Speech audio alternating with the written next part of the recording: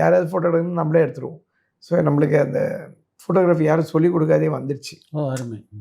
அதை பற்றி ஒன்றும் பாடம்லாம் எடுக்கல, இப்படி பண்ணணுன்னு. நிறைய ஃபோட்டோகிராஃபி புக் இருக்கும். நீங்கள் புக்கெல்லாம் எதுக்கு இப்போ நம்ம இன்ஸ்டாகிராம்லாம் நிறைய ஃபோட்டோகிராஃபரோட இது ப்ரொஃபைல் பார்க்குற மாதிரி அப்போ புக்ஸு தான் இருக்கும். அப்போ புக்ஸில் பார்க்கும்போது அந்த விஷுவல் மெமரி வரும் நம்மளுக்கு.